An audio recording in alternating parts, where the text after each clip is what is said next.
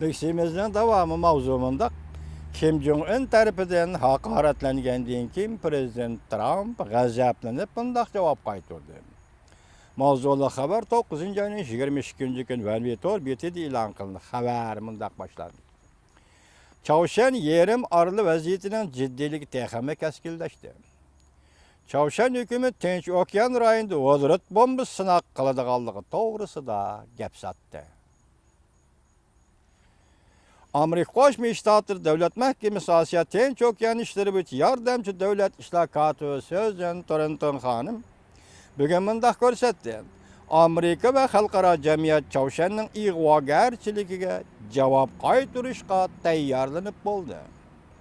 O mundaq qiyos qildi. Yaqinda Chavshanga qaratilgan mablag' manbini imporga qilish natija berdi.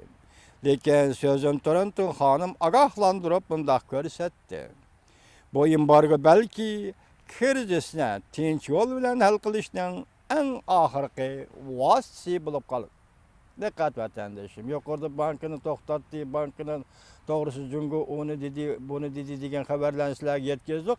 Endi Susan Torrenton xonim deydi, mushu vositalarning hammasi balki Chavshan yerimi oralik krizisini tinch yo'l yoki tinch yo'l bilan, tinch usul bilan hal qilishning eng oxirgi vositasi bo'lib qolishi mumkin. Agar bu vosita aqmishcha, bu vosita ta'sir ko'rsatmishcha, aynan kayinda gap yo'q.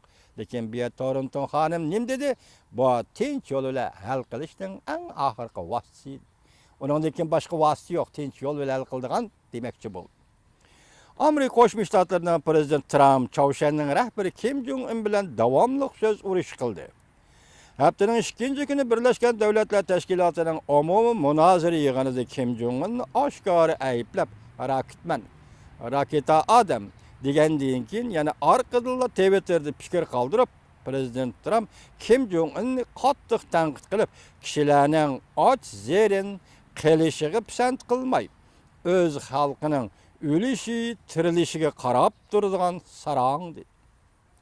Ve Kim Jong-unning ro'yi qalaymiqallashib ketdi. Kim Jong-unning prezident Trumpni haqoratlab, ro'yi qalaymiqallashib ketgan qari degan so'ziga yo'q orqada javob qaytardi. Yani bir tarafdan haftaning 6 kuni Birlashgan Davlatlar Tashkilotining umumiy yig'inida fikr qilishni planlagan Chavshanning tashqi ishlar ministri Yongho Tinch okeanda vodorod bombasi sinaq qilamiz deb tahdid soldi. Bu tahdidga javob qaytargan yordamchi davlat ishlar kotibi Susan Torrenton xonim muxbirga mundaq dedi.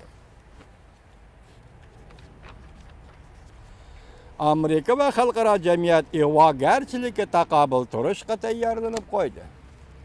Amerika ve xalqaro jamiyat ig'vogarchilikka taqobil turishga tayyorlanib qo'ydi.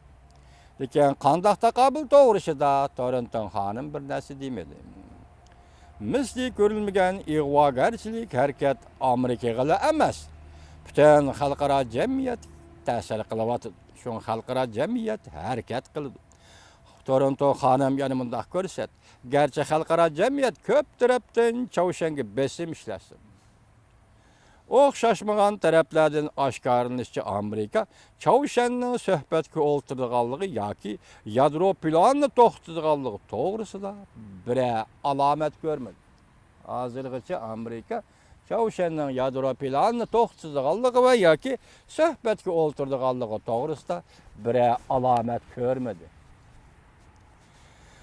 Chavshanga qadama-qadam besim ishlatish prezident Trump tunugullatim ma'muriy buyruqqa imzo qo'ydi. Amerikaning Chavshan bilan savdo qiladigan shaxsiylarni, shirkatlarni, pul muomala organlarini jazolashiga ruxsat qilib, Chavshan yadro qurollarini taraqqiy qildirish kerak bo'lgan pul manbini uzib tashlamoqchi bo'ldi. Susan xonim mundaq ko'rsatdi. Yana bir qatimliq embargoning unumi ro'shan bo'ldi. Chavshanga intayin zo'r foyda kechiringlar, Chavshanga intayin zo'r besim paydo qildi. Yordamchi davlat ishlar kotibi Susan Torrenton xonim ogohlantirish berib mundaq ko'rsatdi. Bu harakat balki Chavshan yerim oralini yadrosizlashtirish krizisini,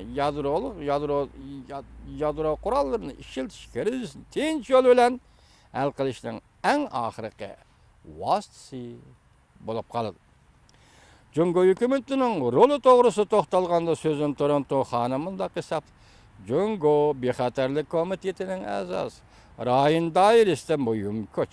Krizisni bartaraf qiladigan va huddiga oladigan mas'uliyati bor. Demek yana sözüm Toronto xonim bu sözü de aylanıp bilip yani Jungo'ga besinmişlik tot.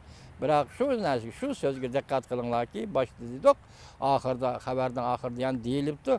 Sözüm Toronto xonim dedi ki bu qatamqi Çavuşanga yurgizilgan embargo siyosati Çavuşan yerim orali krizisini tinch yo'l bilan hal qilishning eng oxirgi vositasi bo'lib qoladi.